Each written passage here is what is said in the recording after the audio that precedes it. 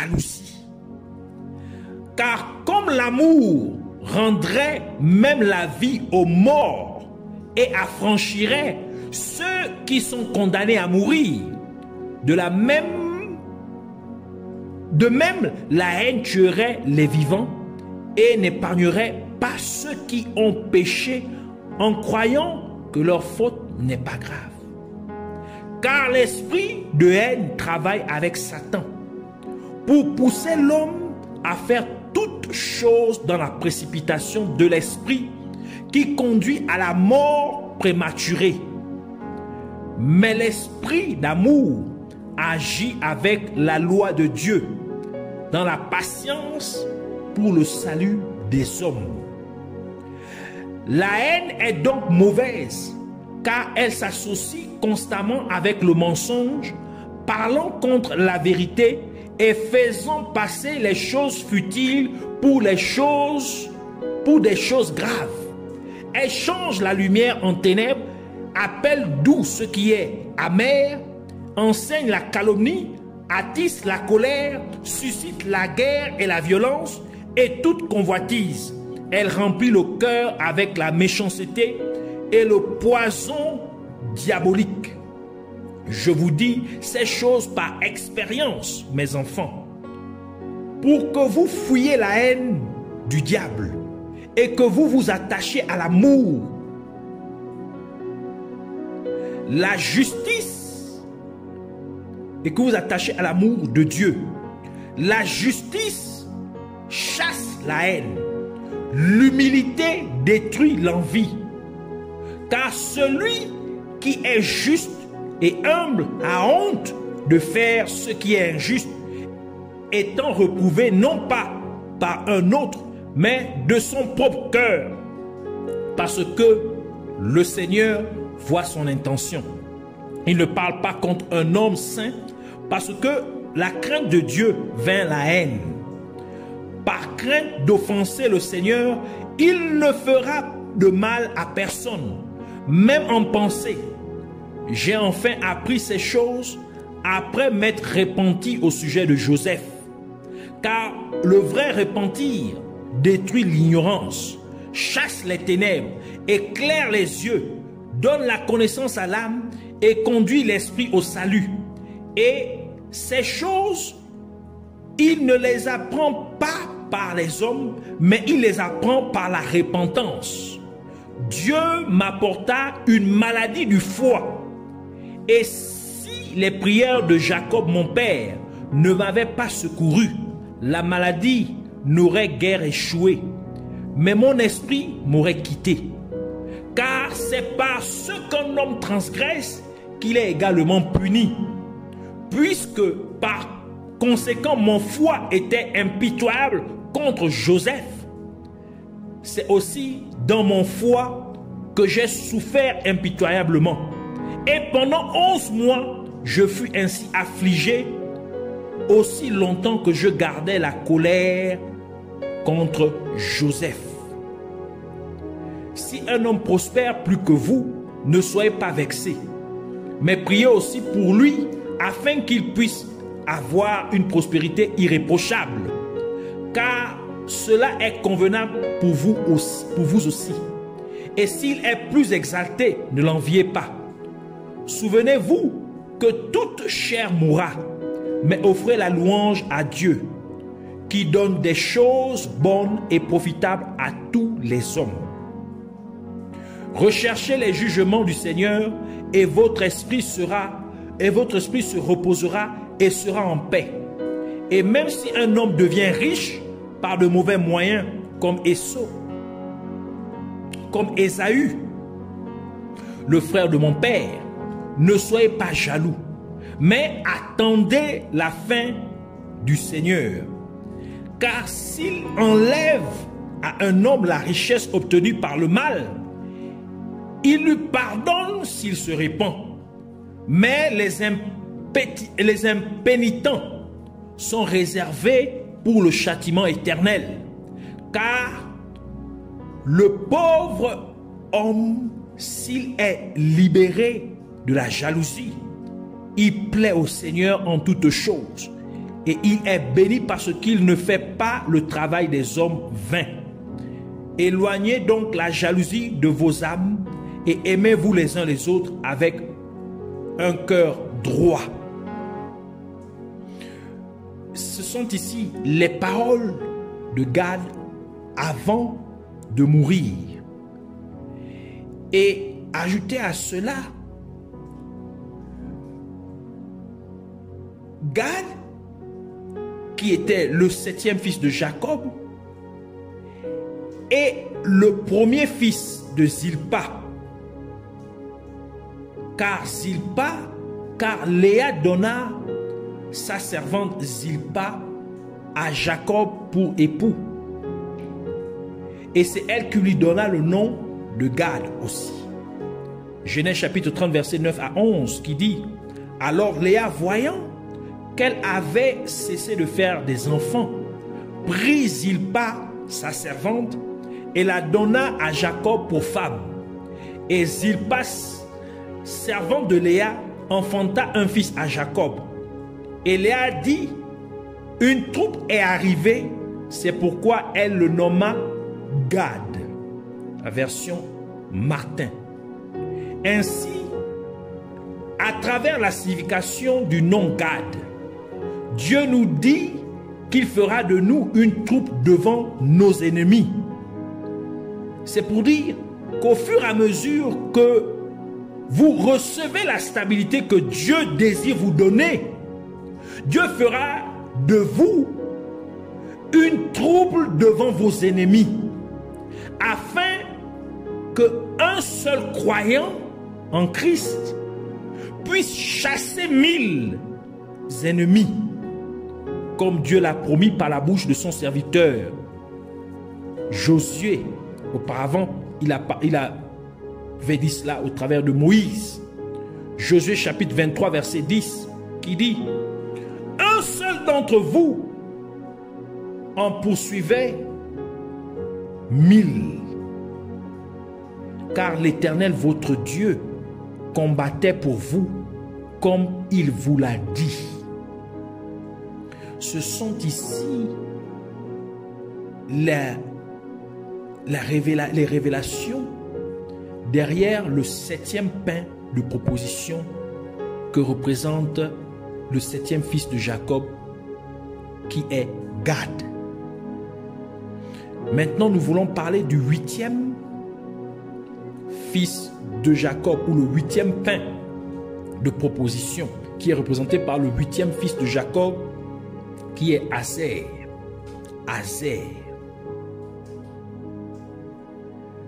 Azer, avant de mourir, il prononça les paroles suivantes à ses fils sur ce qu'il avait appris de sa propre expérience de vie et à travers les révélations de Dieu. Et il s'est principalement concentré sur la dualité des choses, c'est-à-dire les deux facettes des choses. Et aujourd'hui, nous allons nous arrêter sur le 8e pain de proposition. Donc, voici ce qu'il dit. Dieu a donné 2 voies aux fils des hommes. 2 inclinaisons, 2 types d'actions, 2 modes d'action et 2 aboutissements. Et par conséquent, toutes choses vont par 2, l'une allant contre l'autre. Car il y a 2 manières, soit dans le bien ou soit dans le mal.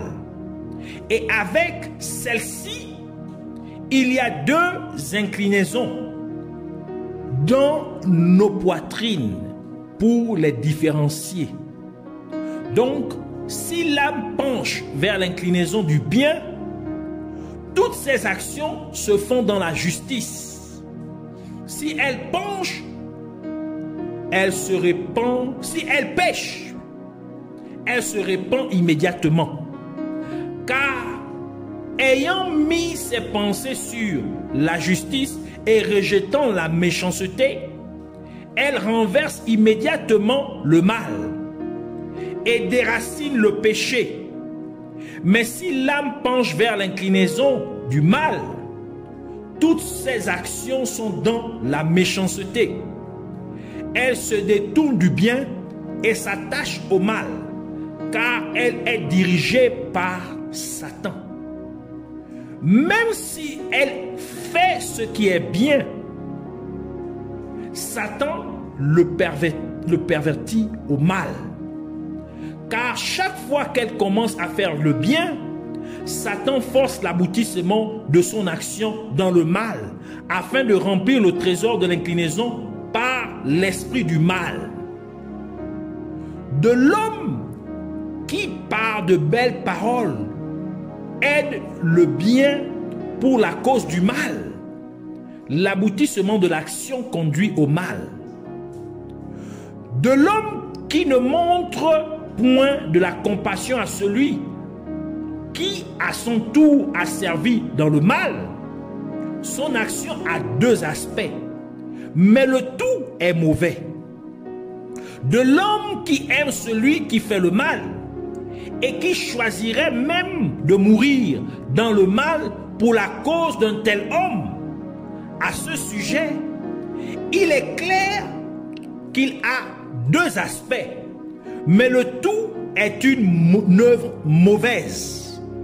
Quoique, en effet, il montre de l'amour, il est pourtant méchant en dissimulant le mal pour garder une bonne face. Cela semble être bon, mais l'aboutissement de l'action apporte le mal. De l'homme qui vole, pille injustement, escroque, mais qui néanmoins s'apitoie sur le pauvre. Cela aussi a un double aspect, mais le tout est mauvais. Celui qui escroque son prochain provoque Dieu et jure faussement contre le Très-Haut. Cependant, a pitié des pauvres. Il provoque le Seigneur et réduit à néant la loi. Et cependant, il rafraîchit les pauvres. De l'homme qui souille son âme, s'adonnant au plaisir charnel, tuant beaucoup, mais ayant pitié de quelques-uns, cela aussi a un double aspect, mais le tout est mauvais. De l'homme qui commet l'adultère et fornication, puis s'abstient de la viande, mais continue à faire le mal quand il jeûne, et accablé beaucoup par la puissance de ses richesses. Même si en dehors de son excessive malfaisance, il pratique les commandements, cela aussi a un double aspect, mais le tout est mauvais. De tels hommes sont des lièvres purs comme ceux qui divisent le sabot, mais impurs dans l'œuvre même, car Dieu l'a ainsi déclaré dans les tablettes des commandements. Mais vous, mes enfants, n'ayez pas comme eux une double face, bienveillante et malveillante, mais inclinez-vous seulement à la bonté, car Dieu y a sa mesure et les hommes le désirent. Fuyez la méchanceté en détruisant le mauvais, penchant par vos bonnes œuvres, car ceux qui ont une double face ne servent pas Dieu, mais leur propre convoitise, afin qu'ils puissent plaire à Satan et aux hommes comme eux. Les hommes bons qui ont un seul visage sont justes devant Dieu, même si ceux qui ont la double face au péché pensent d'eux qui sont dans l'erreur. De l'homme qui tue les méchants, il y a deux actions, une bonne et une mauvaise, mais le tout est bon, parce qu'il ôte et détruit la racine du mal. De l'homme qui est celui qui est en même temps miséricordieux et injuste, et est celui qui commet en même temps l'adultère et le jeûne. Cela aussi a un double aspect. Mais toute l'œuvre est bonne parce qu'il suit l'exemple du Seigneur, en ce qu'il n'accepte pas ce qui n'est qu'en apparence comme un bien authentique. De l'homme qui ne fait pas de bon accueil aux païens, de peur qu'il ne souille son corps et ne pollue son âme. Cela aussi a un double face. Mais le tout est bon, car de tels hommes ressemblent à des cerfs et à des biches, parce que, à la manière des animaux sauvages, ils semblent impurs, mais ils sont tout à fait purs, car ils marchent dans le zèle pour le Seigneur et s'abstiennent de ce que Dieu hait et interdit par ses commandements, pour éloigner le mal du bien. Vous voyez, mes enfants, comment il y a deux aspects en toutes choses, l'une contre l'autre, et l'une est cachée par l'autre. Dans la richesse se cache la convoitise, dans la convivialité l'ivresse, dans le rire le chagrin, dans la débauche le mariage. La mort succède à la vie, le déshonneur à la gloire, la nuit au jour et les ténèbres à la lumière. Et toutes choses sont sous le jour, des choses justes sous la vie et ou des choses injustes sous la mort. C'est pourquoi aussi la vie éternelle est dans l'attente de la mort. On ne peut pas non plus dire que la vérité est un mensonge, ni que le bien est mal, car toute la vérité est sous la lumière, comme toutes les choses sont sous Dieu. J'ai éprouvé toutes ces choses durant ma vie, sans m'écarter de la vérité du Seigneur. J'ai recherché les ordres du Très-Haut, en avançant de toute ma force avec un visage unique et suivant ce qui est bon. Mes enfants, vous aussi, prenez donc garde au commandement du Seigneur pour suivre la vérité avec une face unique. Car ceux qui ont une double face sont coupables d'un double péché. Ils font en même temps le mal et ils prennent plaisir à ceux qui le font, suivant l'exemple des esprits de tromperie et luttant contre l'humanité. Gardez donc, mes enfants, la loi du Seigneur et n'accordez pas autant d'importance au mal qu'au bien. Mais regardez ce qui est vraiment bon et gardez-le avec tous les commandements du Seigneur, l'ayant dans votre conversation et vous y adhérant. Car à la fin des hommes, il leur est montré leur justice ou leur iniquité, quand ils rencontrent les anges du Seigneur et de Satan.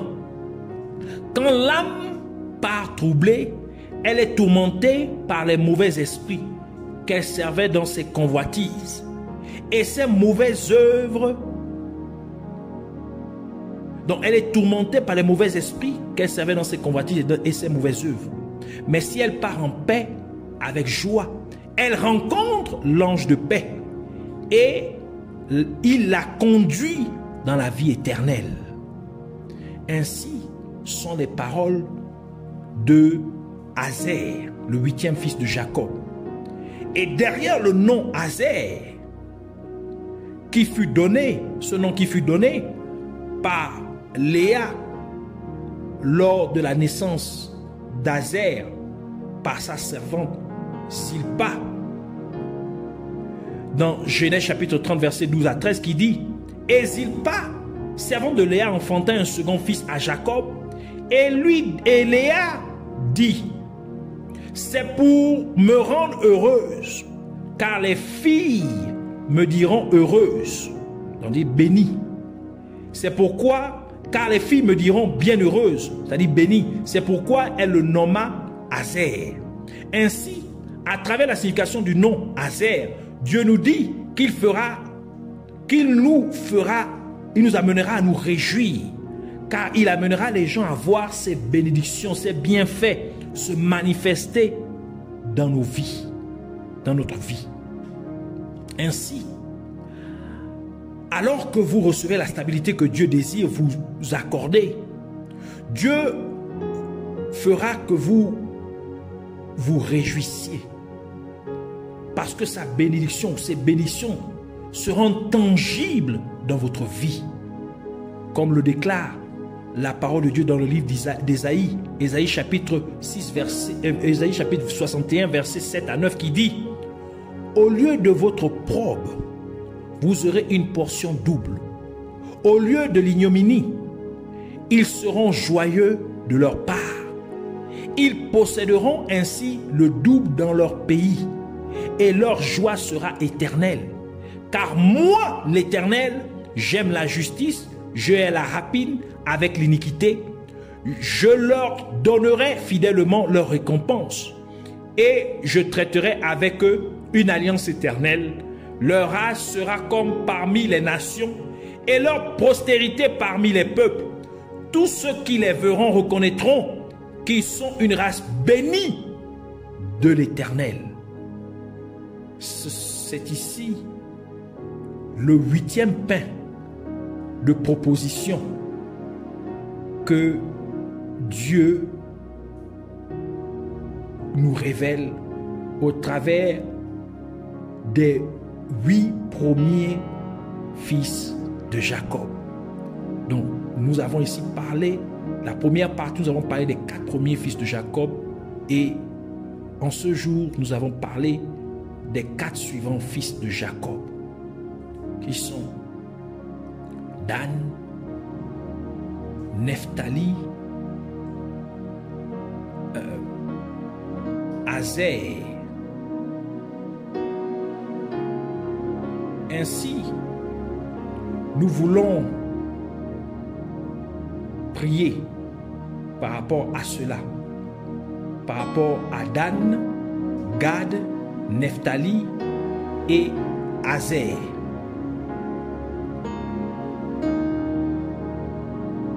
Ainsi donc, puissiez-vous recevoir et manger ces 4 nouveaux pains de proposition au nom de Jésus-Christ. Puissiez-vous aussi les présenter continuellement devant la face de l'Éternel au nom de Jésus-Christ. Puissiez-vous ainsi vous garder de la colère et du mensonge au nom de Jésus-Christ.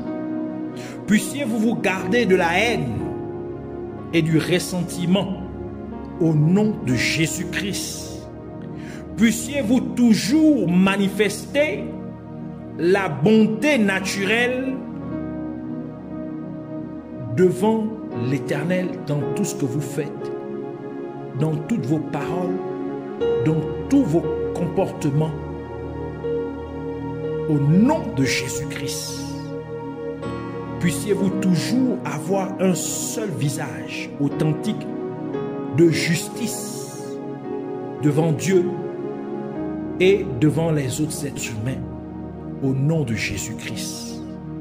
Que Dieu juge entre vos ennemis et vous, et qui vous donne raison au nom de Jésus-Christ. Qu'il vous justifie au nom de Jésus-Christ. Que Dieu fasse de vous une troupe devant vos ennemis, afin que vous, en tant que croyants individuels en Christ, puissiez chasser 1000 de vos ennemis à la fois, au nom de Jésus-Christ. Que Dieu fasse que vous vous réjouissiez alors qu'il amène les gens à voir ces bénédictions se manifester dans votre vie au nom de Jésus-Christ. Et que Dieu vous fasse triompher sur vos ennemis au nom de Jésus-Christ. Soyez ainsi bénis.